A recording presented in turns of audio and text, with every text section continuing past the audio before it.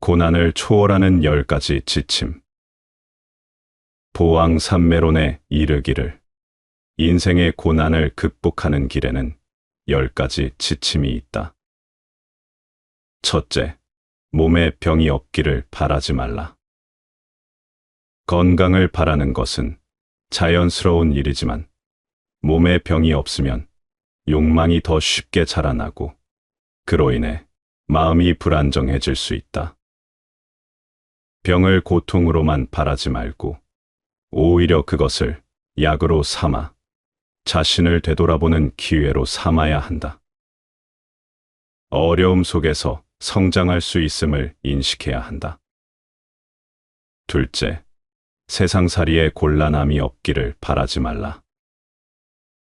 이 인생의 고난과 시련을 회피하고 싶지만 그 곤란함이 없으면 오히려 교만과 사치가 생겨나게 된다. 고난은 우리를 단련시키고 더 큰 지혜를 얻을 수 있게 한다.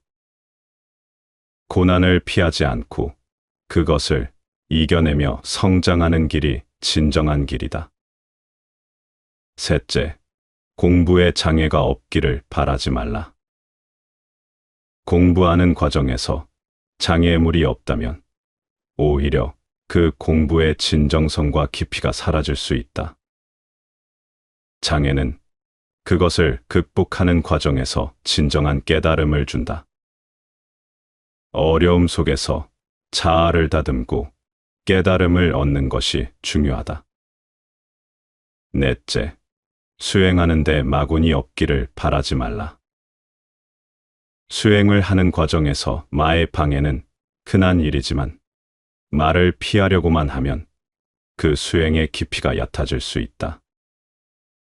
마가 없으면 서원은 쉽게 흔들릴 수 있다. 마는 오히려 수행을 강화시킬 수 있는 시험이 될 수 있다. 다섯째, 일을 꾀하되 쉽게 되기를 바라지 말라. 일이 쉽게 성취된다면 우리는 그 과정에서 배울 것이 적다. 어려운 길을 걸으며 얻는 지혜와 교훈이 진정한 성취의 열쇠임을 기억해야 한다. 여섯째, 친구를 사귀되 내가 이롭기를 바라지 말라. 내가 이득을 얻기 위해서만 사람을 사귀면 그 관계는 진정성을 잃고 의리가 상하게 된다. 이익을 떠나서 사람을 대하는 마음이 중요하다. 진정한 우정은 의리와 신뢰의 바탕을 둔다.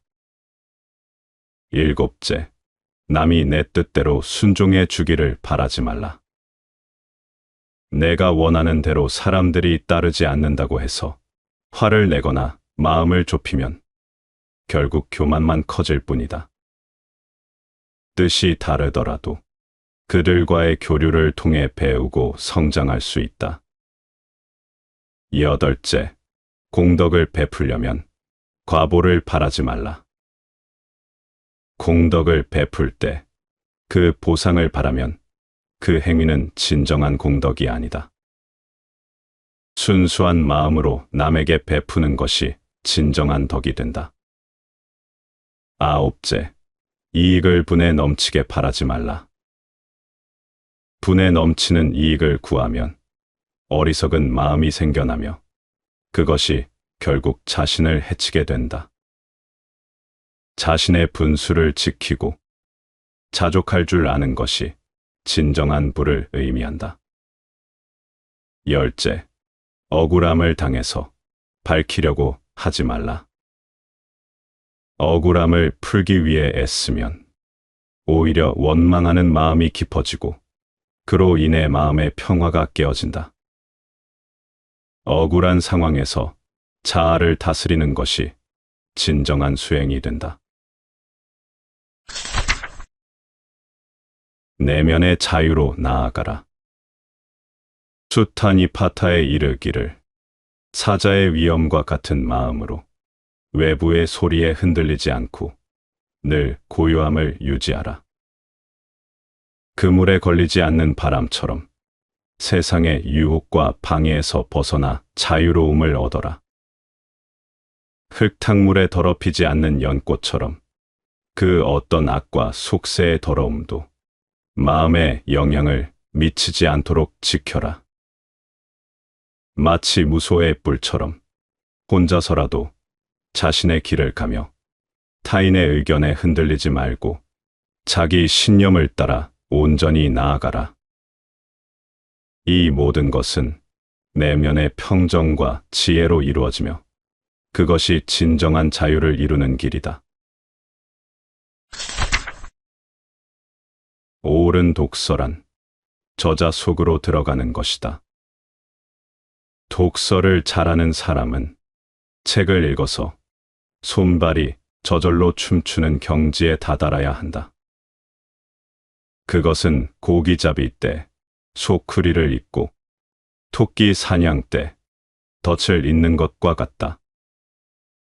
사물을 잘 관찰하는 사람은 마음과 정신이 무르익어 사물과 하나가 되는 경지에 이르러야 한다. 그래야 비로소 외형에 구애되지 않는다. 소쿠리나 덫은 물고기나 짐승을 잡기 위한 수단이다. 마찬가지로 책과 문자는 진리와 이치를 이해하고 깨닫기 위한 수단이다. 물고기와 짐승을 잡고 나면 소쿠리와 덫을 치워버려야 하듯 진리와 이치를 이해하고 깨달았다면 책과 문자에 더 이상 의존하지 말아야 한다. 책을 읽을 때는 문자 너머에 있는 깊은 뜻을 잘 숙고해서 깨우치려고 노력해야 한다. 독서를 통해 심오한 뜻에 통하면 자기도 모르게 손발이 춤을 추게 된다. 하지만 이렇게 깊이 있는 독서를 하지 않고 얄팍한 독서에만 빠져 있으면 언어의 덫에 걸려 헤매기 쉽다. 문자는 길이 되기도 하지만 덫이 되기도 한다. 독서란 그 책을 쓴 사람과의 대화다. 한 권의 책을 읽을 때는 그 책을 쓴 사람의 정신 속으로 깊이 들어가야 한다. 책을 읽어서 손발이 저절로 춤추는 경지에 다다른다는 것은 바로 그 책 속으로 깊이 들어감을 의미한다. 자연을 알고 인생을 알기 위해서는 자연과 인간을 접촉하는 것도 중요한 일이지만 그보다 빠른 지름길은 책과의 만남이다. 책 속에는 그만큼 오랜 인류의 사색과 체험이 적나라하게 펼쳐져 있기 때문이다. 지혜의 샘은 책 사이로 흐른다고 했다. 그것을 놓치지 말라. 책은 이 순간에도 기적을 행한다는, 즉 사람을 깨우친다는 사실을 명심하라. 가난한 사람을 업신여기지 말라. 하늘이 한 사람을 지혜롭게 만들어 나는 이들에게 교훈을 주려 했으나 세상은 어리석은 자들이 자신의 장점만을 내세우고 남의 단점만을 드러내려 한다. 하늘이 한 사람을 부유하게 만들어 가난한 이들을 돕고자 했으나 세상은 가진 자들이 자신의 재산에만 의존하고 가난한 이들을 업신여기는 현실을 자초하고 있다. 이런 모습은 정말로 천벌을 받아 마땅하다. 우리 모두 진정한 겸손과 나눔의 가치를 되새겨야 하지 않겠는가? 가난은 지혜 없는 자를 지혜롭게 하기 위한 시련의 길인지도 모른다. 가난은 힘없는 자로 하여금 힘 있게 하기 위한 고난의 길인지도 모른다. 다시 가난은 쓸모 있는 자로 하여금 보다 위대한 길을 걷게 하려는 시금석과 같은 것인지도 모른다. 세네카의 말처럼 가난은 너무 적게 가진 것을 두고 하는 말이 아니라 더 많이 바라는 것을 두고 하는 말인지도 모른다. 어려서부터 동물을 사랑했던 피카소는 몹시 가난했던 시절에도 고양이를 기르고 있었다.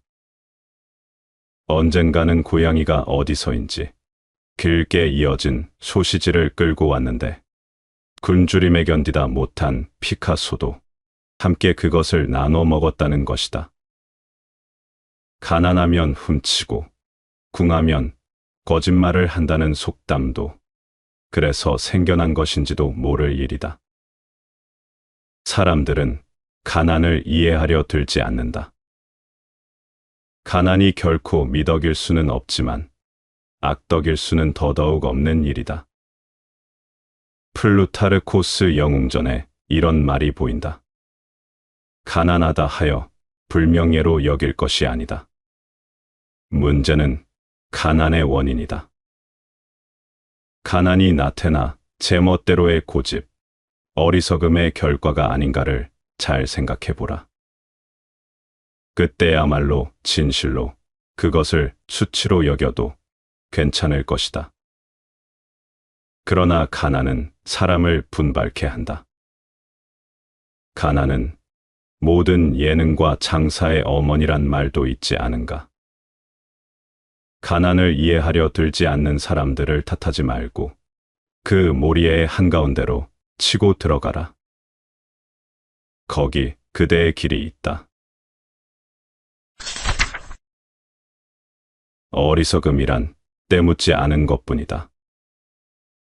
지인이야, 무엇을 생각하고 무엇을 근심하랴. 어리석은 사람은 아는 것도 없지만 생각마저 없어 더불어 학문을 논할 수도 있고 공업도 이룰 수 있다. 그러나 그 중간에 드는 사람은 나름대로 지식과 생각이 많고 억측과 시기도 많아 일마다 더불어 하기란 참으로 어렵다. 법구경은 이렇게 전한다. 어리석은 사람이 스스로 어리석다고 생각하면 벌써 어진 것이다. 어리석은 사람이 어질다고 생각하면 그야말로 어리석음, 바로 그것이다.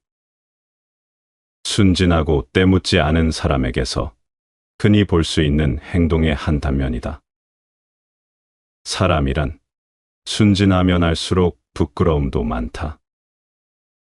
그만큼 부끄러움이 많은 사람은 양심 또한 맑을 수밖에 없다.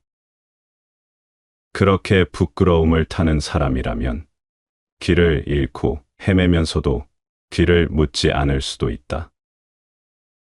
그것은 결코 어리석음이 아니다.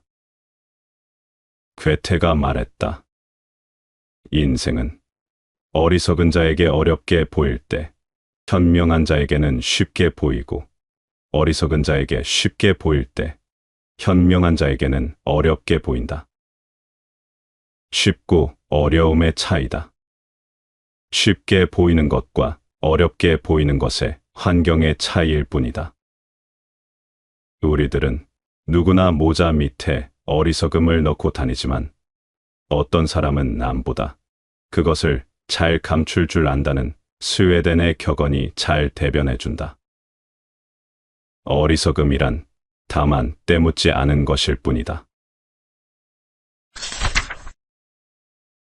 감정에 실리지 말고 침착하라. 기쁨에 들떠 가볍게 승낙하지 말며 술 취한 기분으로 함부로 성내지 말라. 즐거운 마음에 들떠 일을 많이 하지 말고 피곤하다 하여 끝맺음을 소홀히 말라.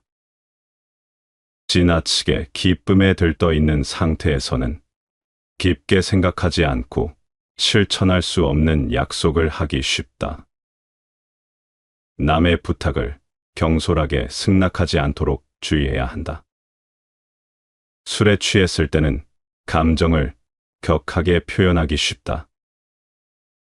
술 기운액이 되어 화내면 나중에 후회하게 된다. 유쾌한 상태에서는 객기가 발동해 뭐든 다 할 수 있을 것 같다. 이럴 때에는 일을 많이 벌리는 것을 주의해야 한다. 권태로움에 빠질 때는 일을 끝맺지 못하기 쉬우니 주의해야 한다. 평정심을 잃었을 때 어떤 결정을 하거나 일을 추진하면 후회할 일이 생기니 항상 조심해야 한다. 자신을 쉽사리 감정에 실어버린다면 두고두고 후회할 일을 만든다. 희로애락 어느 하나에라도 쉽사리 자기를 싣지 말라. 그 감정의 진폭에 쓸려 전혀 예상치 못했던 방향으로 이끌려가게 된다. 기쁨에 들떠 기쁨에 빠지는 자는 자기도 모르는 사이에 슬픔에도 빠진다. 사랑에 들떠 사랑에 빠지는 자는 자기 자신도 모르는 사이에 질투에 빠진다. 얼마나 안타까운 일인가. 감정은 되도록 내면 깊숙이 가라앉히고 마치 수놓듯 현실을 판단하라. 그것이 이성이며 절제며 자아의 발견이다. 입은 곧 마음의 문이고 뜻은 곧 마음의 발이다. 입은 곧 마음의 문이다. 입 지키기를 엄밀히 못하면 마음의 참기틀이 모두 누설된다. 뜻은 곧 마음의 발이다. 뜻 맞기를 엄격히 못하면 마음은 비둔 길로 달아나 버린다. 말은 마음의 소리고 입은 그 소리가 나가는 문이다. 솔직한 것은 좋지만 마음속에 깊이 감춰놓은 진심이 모두 새어나가는 것은 위험하다. 세상이 군자들로 가득하다면 속마음을 밝힌다 한들 해가 될 것이 없겠지만 실상은 소인들로 가득하기 때문이다. 소인들은 두려움에 휩싸여 있다. 자기에게 이익이 되지 않는 것에 대해서는 민감하게 반응하고 불이익을 겪지 않기 위해 사람을 해치기도 한다. 소인들에게 뜻밖의 화를 당하지 않으려면 입을 엄밀하게 지켜야만 한다. 뜻은 곧 마음의 발이다. 뜻이 행하고자 하면 마음은 따라서 움직인다. 사람의 뜻은 태양을 마주한다. 마음은 그 사람의 뜻 뒤에 그림자로 서 있다. 사람은 뜻과 마음을 다룰 줄 알아야 남도 다룰 수 있다. 사람을 아름답게 인도하는 힘은 그가 품은 뜻에 달려 있다. 잇몸이 약하면 이가 흔들리듯 뜻이 약하면 사람의 생활도 흔들릴 수밖에 없다. 입은 마음의 문이다. 입 지키기를 엄밀히 하라. 침묵이야말로 입에 자물쇠다. 필요할 때가 아니면 결코 그 자물쇠를 풀지 말라. 게으름은 지혜를 멀리하고 정진을 가로막는 독이다. 정법염처경에 이르기를 게으름이란 단순히 움직이지 않는 것이 아니라 해야 할 일을 시작하고도 끝맺지 못하는 나태한 습성을 말한다. 게으름에 빠진 자는 의지가 나약하여 세상의 경멸과 비방을 받을 뿐만 아니라 스스로도 괴로움 속에 허덕이게 된다. 생이 끝난 뒤에는 그 어리석음의 과보로 인해 어둠과 고통이 가득한 악도에 떨어지게 될 것이다. 게으름은 마치 맹렬히 타오르는 불길과 날카로운 칼날 같으며 깊고 험한 벼랑에 내던져진 것과 같다. 또한 사나운 독사처럼 사람의 삶을 서서히 파괴하고 마침내 파멸로 이르게 한다. 게으른 자는 수행과 배움을 등한시하여 지혜를 쌓지 못하고 바른 법과 그릇된 법을 분별하지 못한다. 마땅히 행해야 할 것과 삼가야 할 것을 분간하지 못하는 것도 모두 경전을 가까이 하지 않고 가르침을 듣지 않으며 나태하게 살아가기 때문이다. 그러므로 수행자는 반드시 게으름을 멀리하고 부지런히 정진해야 한다. 몸과 마음을 바르게 다스려 쉼 없이 노력한다면 결국 참된 지혜를 증득하고 해탈의 길에 이를 것이다. 게으름은 모든 허물의 근원이다. 보살본행경에 이르기를 부처님께서는 수행에 나태한 제자들을 보시고 아난존자에게 말씀하셨다. 게으름은 모든 행위의 장애가 되느니라. 세속에서 게으른 이는 마땅히 입어야 할 옷과 먹어야 할 음식을 갖추지 못하고 가업 또한 흥하지 못하나니 이는 나태함이 삶을 피폐하게 만들기 때문이다. 출가한 수행자가 게으름을 버리지 못하면 마침내 생사의 고통을 벗어나지 못하리라. 모든 성취는 오직 정진을 바탕으로 이루어진다. 물이 흐르지 않으면 썩듯이 수행자가 부지런히 정진하지 않으면 돌을 닦을 수 없으며 지혜 또한 증장되지 않는다. 게으름은 곧 번뇌를 키우고 수행의 길을 가로막는 장애가 되나니 이를 단호히 끊고 정진의 마음을 더욱 굳건히 하여야 한다. 부지런히 힘쓰는 이는 마침내 수행의 공덕을 성취하여 태탈과 깨달음에 이르리니 수행자는 게으름을 멀리하고 끊임없이 정진하여 마땅히 바른 도를 이루어야 할 것이다.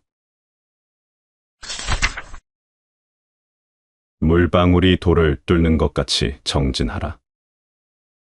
불수반열반약설교계경에 이르기를 부처님께서 말씀하셨다. 부지런히 정진하는 자에게는 어떤 일도 장애가 되지 않느니라. 작은 물방울이 끊임없이 떨어지면 마침내 단단한 바위를 꿰뚫듯이 수행자 또한 쉼 없이 노력한다면 반드시 도를 이루리라.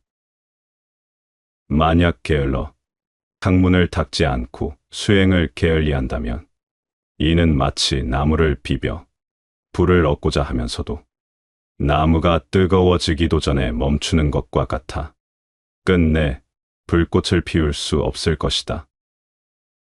수행의 길은 끊임없는 노력 속에서 열리며 인내와 정진 없이는 깨달음에 이를 수 없다. 그러므로 수행자는 작은 인연이라도 소홀히 하지 말고 한 걸음 한 걸음 꾸준히 나아가야 한다.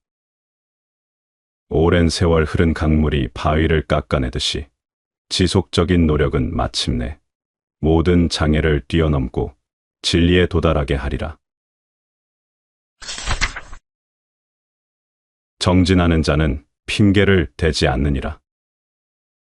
장하함경에 이르기를 어떤 이는 이르다 늦다 하며 일을 미루고 춥다 덥다 하며 게으름을 피운다. 이렇듯 핑계를 대며 나태하게 지내니 시작한 일도 끝맺지 못하고 이루어진 일마저 무너지고 만다.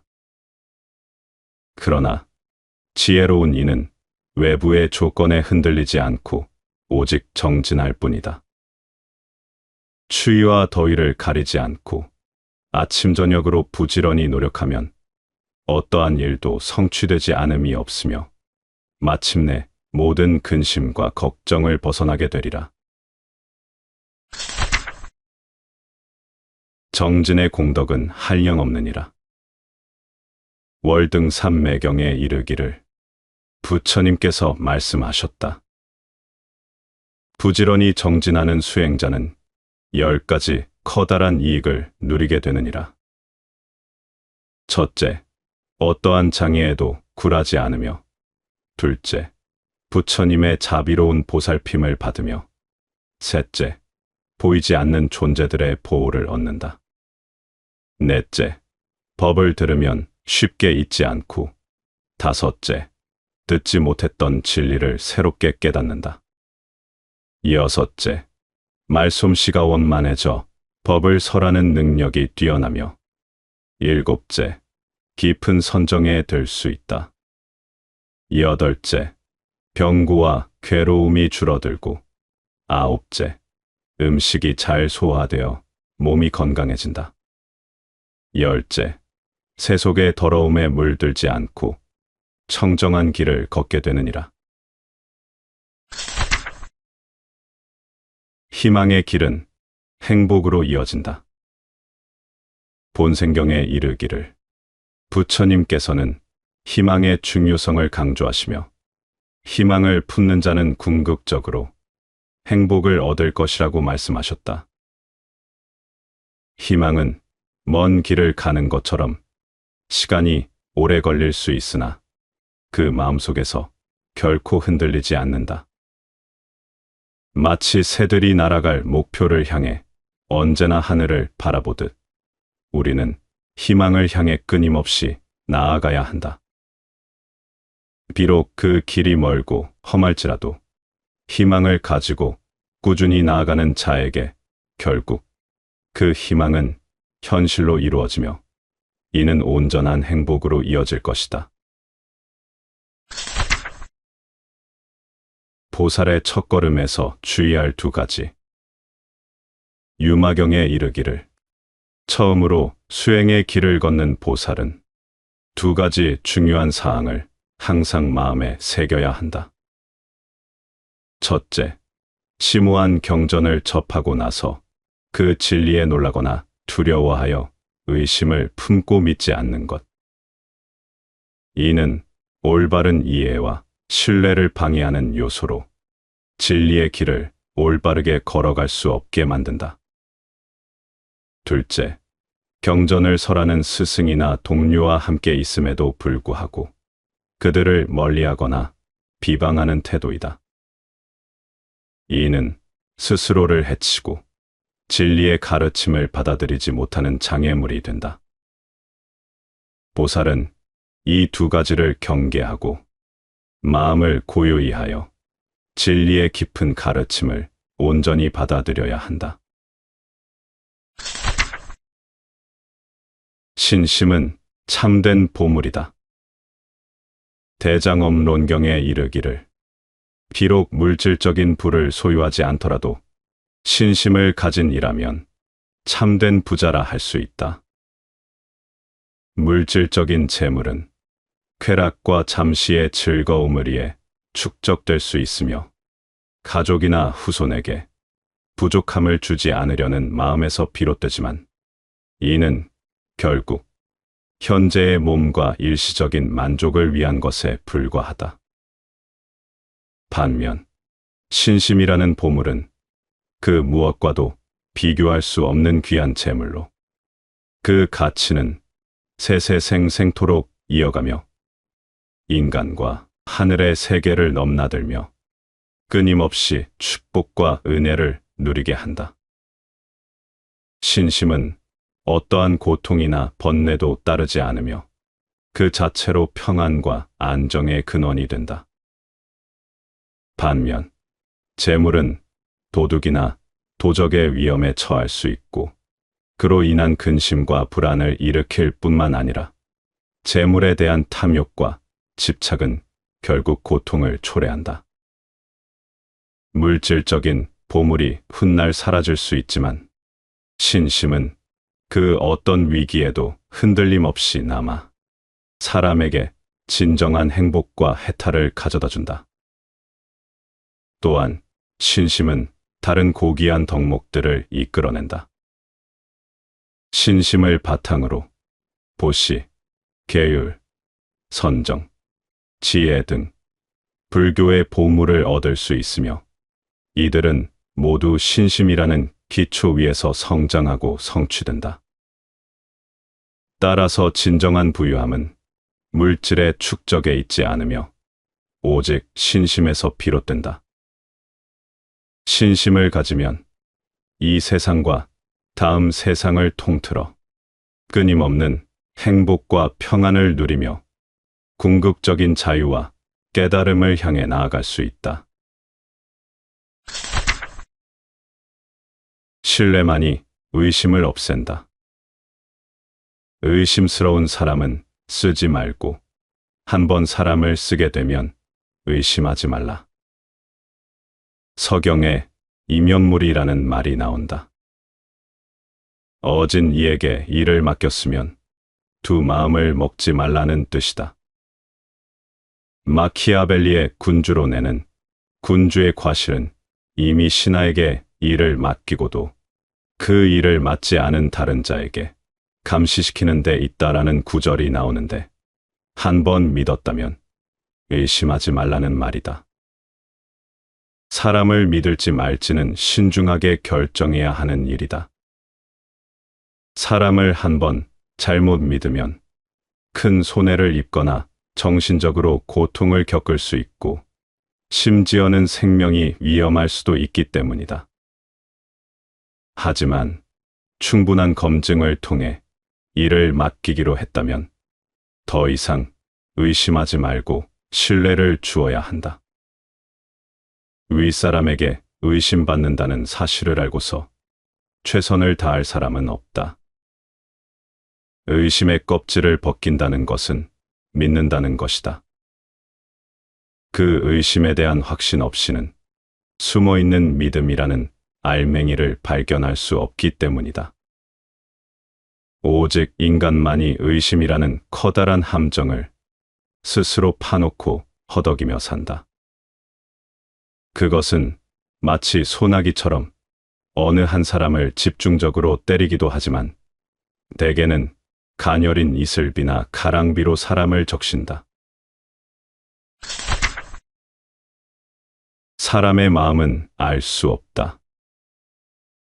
호랑이를 그리면서 가죽은 그릴 수 있어도 뼈는 그리기 어렵고 사람을 안다고 하면서 그 얼굴은 알 수 있어도 마음까지는 알 수 없다.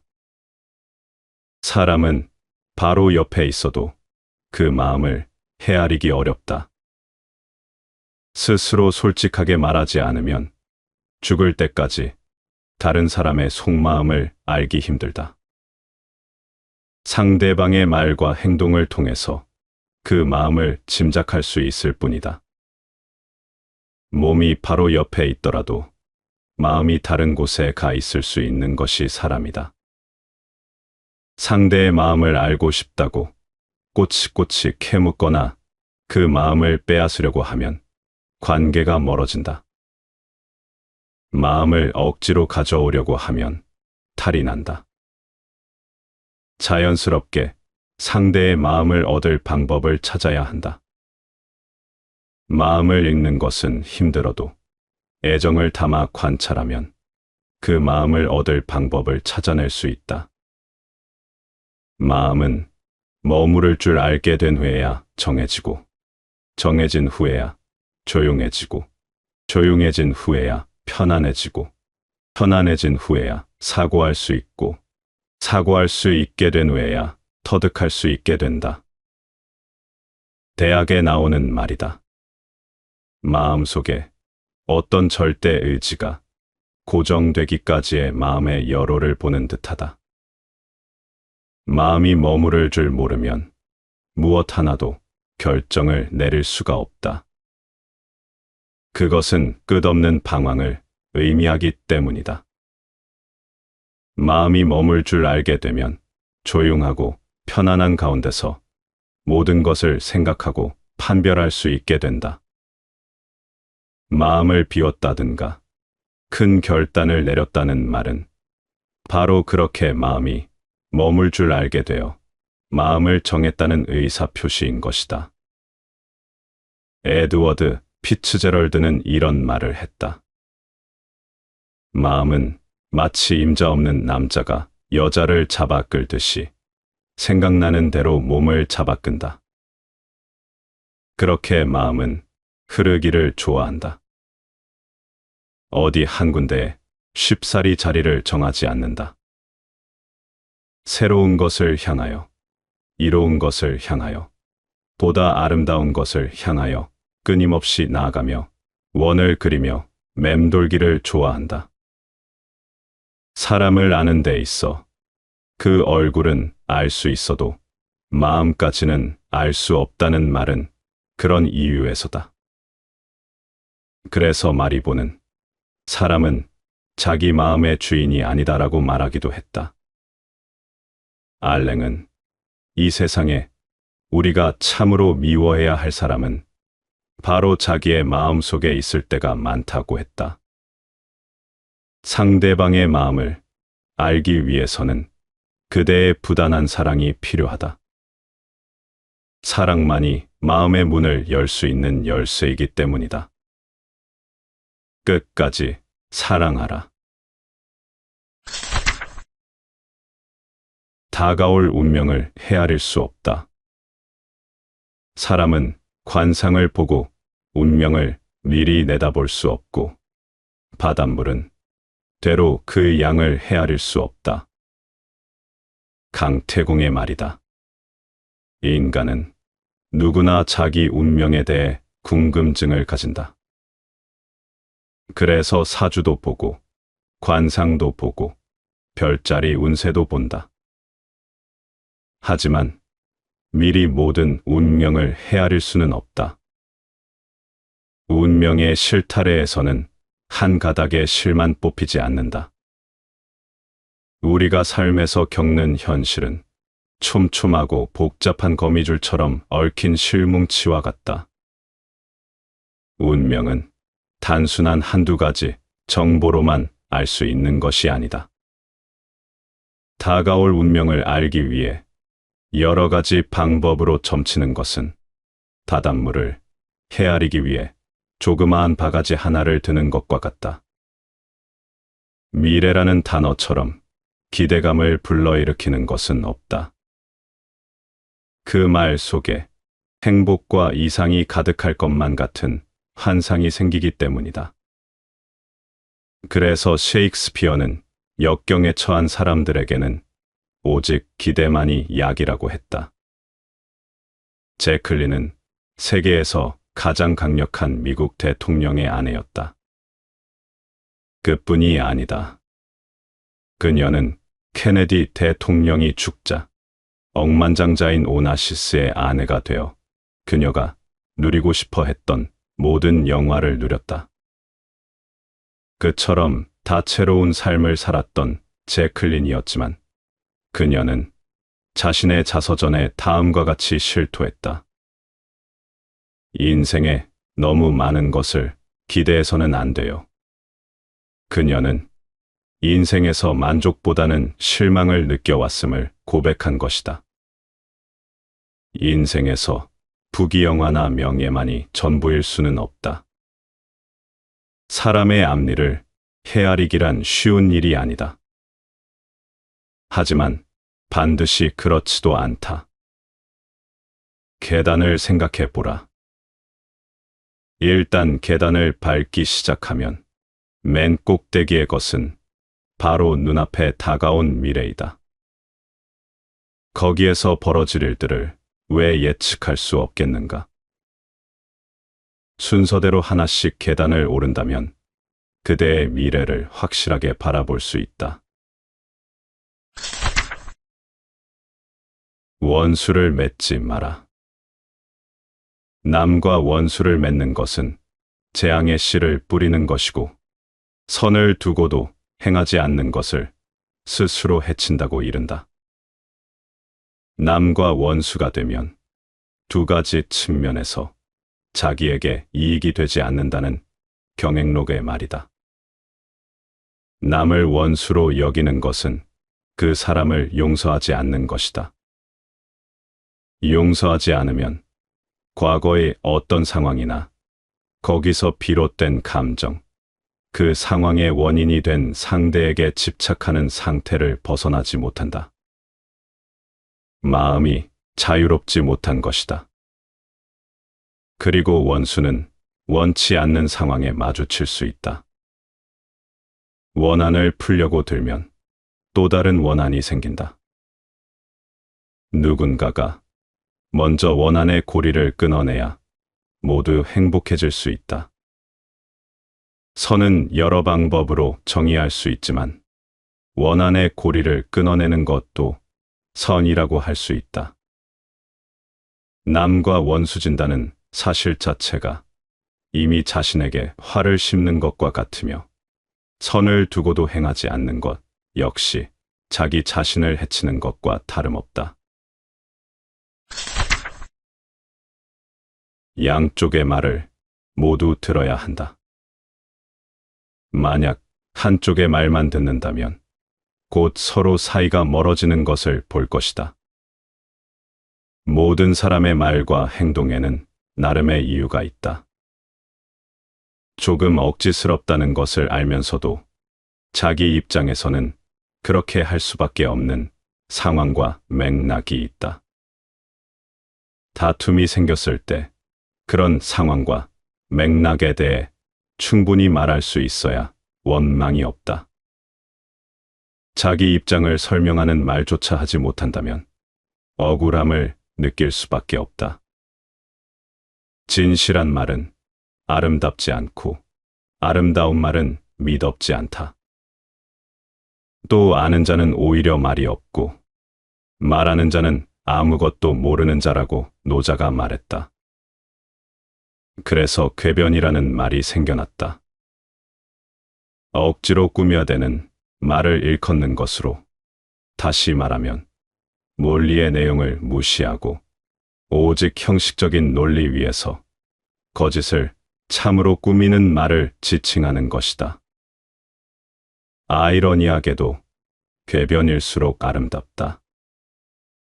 거짓을 참된 것으로 포장하기 위해서는 유혹적인 언어로 동원하지 않을 수 없기 때문이다. 진실한 말은 아름답지는 않지만 믿음이 간다. 그것은 오로지 진실만을 말하기 때문이다. 마찬가지로 말없는 자의 침묵 속에는 진실이 가득 차 있는 것을 보게 된다. 세종 때 영의정을 지낸 황희는 너그럽기로 소문난 사람이었다. 어느 날 한가한 시간을 즐기고 있는데 한 여종이 달려와 눈물로 하소연을 했다.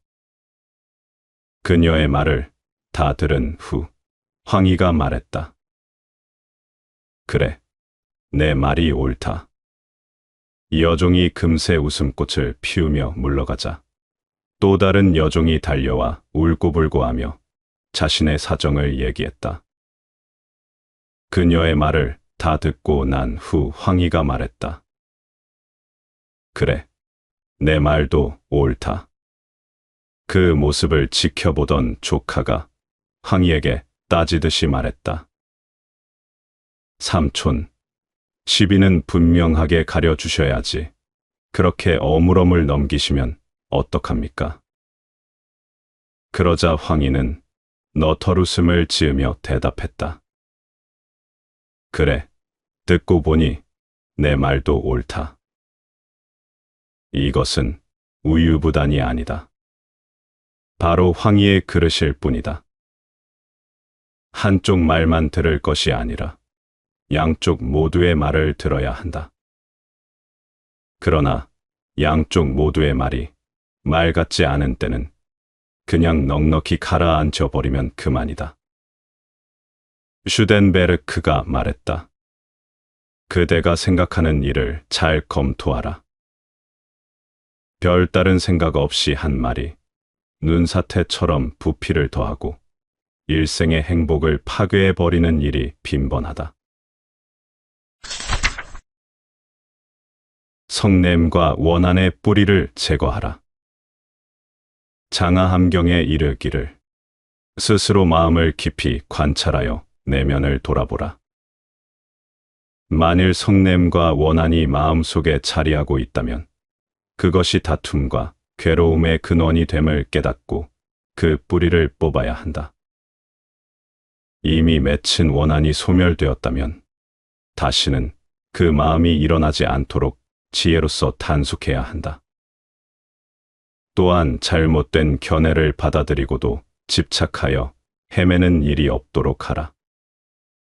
스스로의 마음을 올바르게 다스려야 진정한 평안과 깨달음에 이를 수 있다. 몸과 마음의 인육.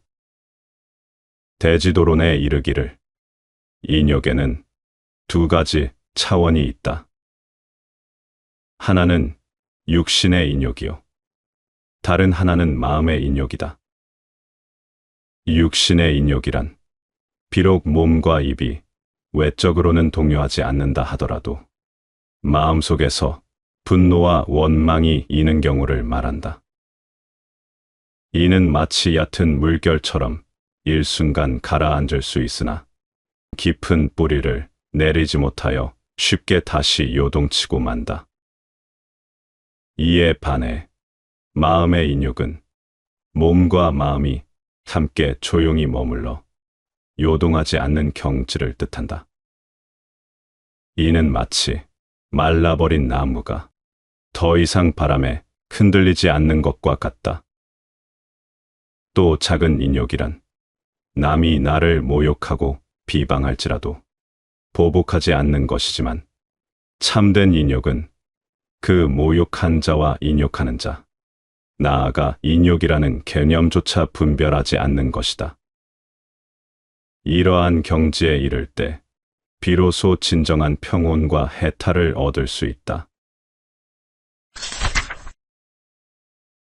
현혹된 탐욕은 날카로운 칼날과 같다. 42장경에 이르기를 재물과 색욕은 마치 날카로운 칼끝에 묻은 한 방울의 꿀과 같다. 단맛은 순간적이지만 그 끝에는 반드시 상처와 고통이 따른다. 그러나 어리석은 중생들은 그 달콤함에 현혹되어 혀를 베일 위험을 무릅쓰고서라도 탐닉하기를 멈추지 않는다. 사람이 사랑하는 가족과 화려한 저택에 집착하는 것은 감옥의 철창이나 무거운 쇠사슬보다 더한 구속이 된다. 형상은 자유로우나 마음은 속박되니 그 집착에서 벗어나지 않는다면 참된 해탈을 얻을 수 없다. 재물은 지혜로운 자에게서 빛난다. 자바함경에 이르기를 재물은 본디 무상한 것이며 이를 쌓아둔다고 하여 영원히 내 것이 되는 것은 아니다.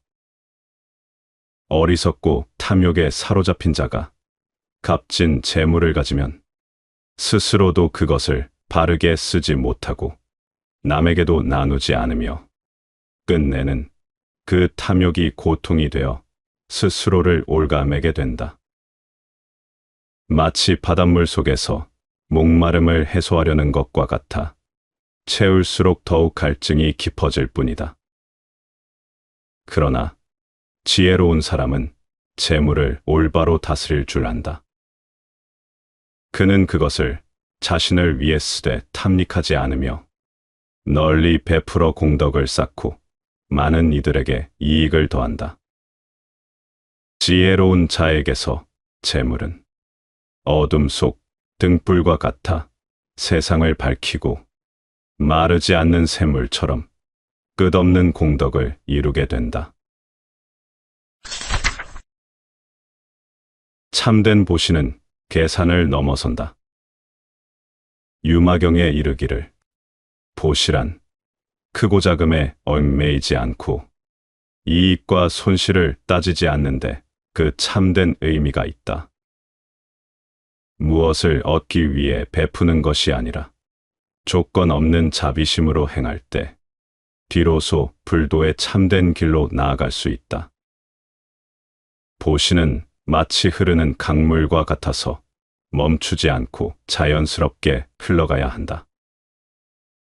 그 마음이 청정하면 보시 또한 청정하여 주는 자와 받는 자의 구분마저 사라진다. 진정한 보시란 오직 마음에서 우러나오는 것이며 그것이야말로 깨달음의 길로 향하는 첫걸음이 된다. 시의 적절한 보시. 증이라 함경에 이르기를 부처님께서는 보시의 공덕이 시기와 상황에 따라 더욱 빛날 수 있음을 말씀하셨다.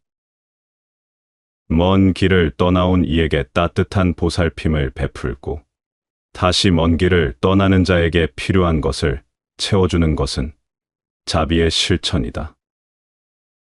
병든 이를 보살펴 그의 고통을 덜어주고 구하기 어려운 때에 베푸는 것은 참된 나눔의 덕이다. 또한 새롭게 거둔 곡식과 과실을 수행자에게 먼저 공양하고 스스로 나중에 취하는 것은 이타적인 삶의 본복이라 할 수 있다. 지혜로운 이는 시기를 알고 보시하며 신심을 끊지 않는다. 이러한 행위는 곧 즐거움이 되고 하늘 세계에 태어나 큰 덕을 쌓는 길이 된다. 마치 골짜기의 메아리처럼 때에 맞는 보시는 반드시 복이 되어 되돌아온다. 부족함도 없고 어려움도 없는 삶을 살아가게 되며 가는 곳마다 부귀와 안락이 함께할 것이다. 그러므로 보시는 단순한 나눔이 아니라 지혜로운 삶의 실천이며 불도의 참된 길임을 알아야 한다. 진정한 보시는 무주의 마음에서 비롯된다. 불설장자 시보경에 이르기를 부처님께서는 보시를 행하는 마음가짐의 중요성을 강조하셨다. 만일 부귀와 쾌락을 바라는 마음으로 보시한다면 그 행위는 탐욕에서 비롯된 것이므로 크나큰 공덕을 얻기 어렵다. 그러나 아무런 대가를 바라지 않고 오직 법대로 베풀면 그 보시의 공덕은 한량없어 장차 큰 부와 존경을 얻게 될 것이다. 이러한 보시자는 개인의 이익을 넘어 일체 중생을 위하는 마음으로 나아가며 참된 자비와 공덕을 쌓아가는 존재가 된다. 그러므로 보시는 탐욕에서 비롯된 것이 아니라 집착 없는 청정한 마음에서 실천되어야 한다. 참된 보시는 집착을 떠난 평등한 마음에서 비롯된다. 증이라 함경에 이르기를 보시를 행할 때에는 마지막 한 덩이의 밥이라도 기꺼이 남에게 내어주되 그 과정에서 털끝만큼의 인색함이나 미움이 일어나지 않도록 해야 한다. 만일 보시하면서도 마음속에 분노나 아까운 마음이 깃든다면 이는 보시의 참된 의미를 이해하지 못한 것이다. 보시의 공덕은 마치 거울과 같아서 베푼 이에게 그대로 되돌아오며 그 과보는 평등하게 이루어진다. 그러나 만약 보시할 때 차별을 두거나 인색한 마음을 버리지 못한다면 그 행위는 곧 탐착과 집착의 굴레가 되어 스스로를 속박하고 타락하게 만든다. 진정한 보시는 물질의 많고 적음이 아니라 한 점의 집착 없이 청정한 마음으로 나누는 것에 있다.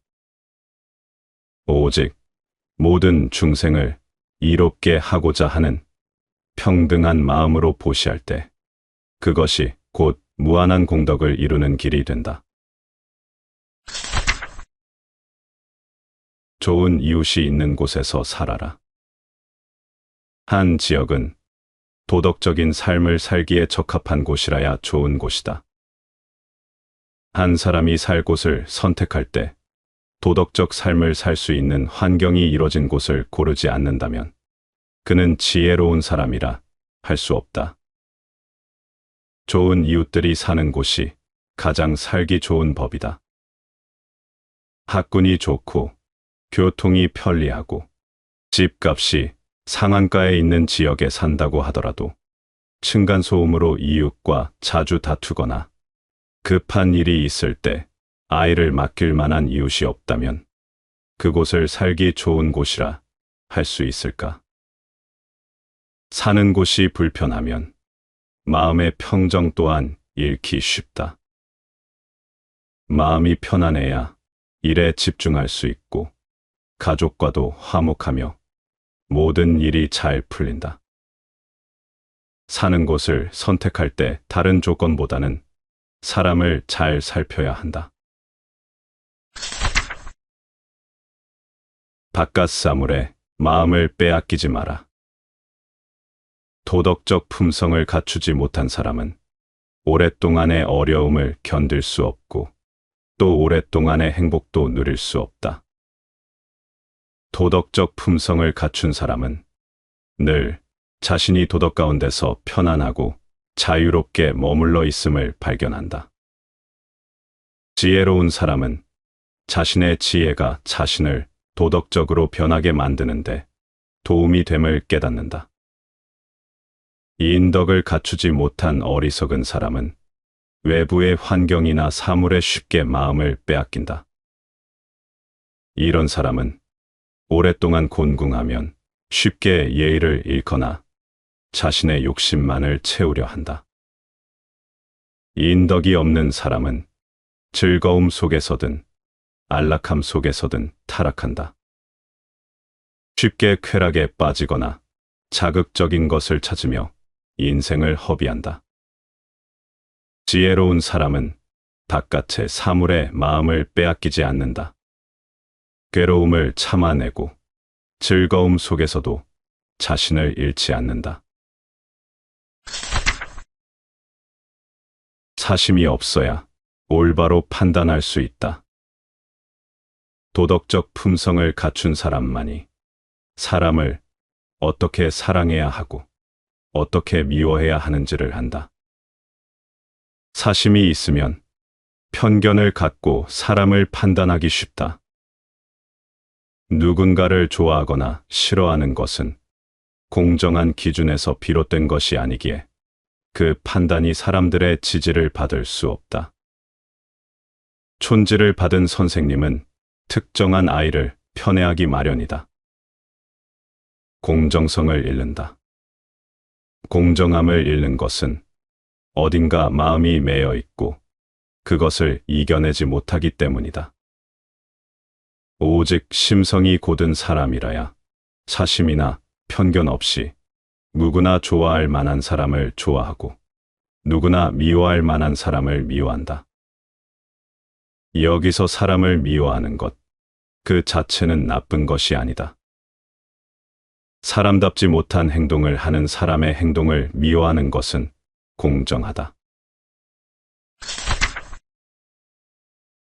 오직 마음을 선하게 가져라. 도덕적인 삶에 전념한다면 당신은 도리에 어긋난 일과 악한 일을 하지 않을 것이다. 어떻게 사는 것이 잘 사는 것일까? 티끌만큼의 허물이나 잘못 없이 살아가는 것은 불가능한 일이다. 순백의 새 생명이 내 속에 있다고 생각해보자. 나쁜 생각을 하지 말고, 나쁜 것을 보지 말고, 나쁜 말과 행동을 하지 마라. 좋은 것만 생각하고 선한 마음을 가지려 하면 나쁜 생각이나 행동은 자연스럽게 사라질 것이다. 사람은 자주 보고 듣는 것에 영향을 받아 물들어가기 마련이다. 선한 것에 마음을 주고 본성적으로 좋지 않다고 느껴지는 것을 멀리해보자. 정당하게 얻은 부와 명예를 누려라. 부와 영예는 사람들이 갈망하는 것이다. 그러나 내가 그 책임을 멀리 버리지 않고서는 그것을 소유할 방법이 없다. 그래서 나는 그것을 소유하지 않을 것이다. 가난과 비천함은 사람들이 싫어하는 것이다. 내가 그 책임을 멀리 버리지 않고서는 그것을 버릴 방법이 없다. 그래도 나는 그것을 버리지 않을 것이다. 총명한 사람이 도덕적 품성을 버렸다면 총명한 사람이라는 명성을 가질 자격이 없다. 총명한 사람은 삶에서 도덕적 품성을 소홀히 하지 않는다. 단지 한순간일지라도 또는 아무리 급하고 바쁜 시각일지라도 최고로 위험하고 어려운 시각일지라도 여전히 그것을 지킨다. 부유함과 몸이 귀하게 되는 것을 마다할 사람은 없다. 하지만 그것을 정당한 방법으로 얻은 것이 아니라면 자기 것이 아니다. 대다수의 사람들은 부유함과 명예를 얻기 위해 열심히 노력하며 살아간다. 하지만 모두가 부귀를 얻는 데 성공하는 것은 아니다. 그래서 부귀를 얻은 사람에게는 필연적으로 시기와 질투가 따라온다. 부귀를 얻고 누리는 것을 인정받기 위해서는 몇 가지 조건이 있다. 이를테면 스스로의 힘으로 노력해야 한다는 것, 부정한 방법을 쓰지 않아야 한다는 것, 부귀와 명예에 걸맞는 사람이 되어야 한다는 것이다. 정당하게 얻은 부와 명예는 누리되 사회에 환원하는 등의 격에 맞는 행동도 필요하다.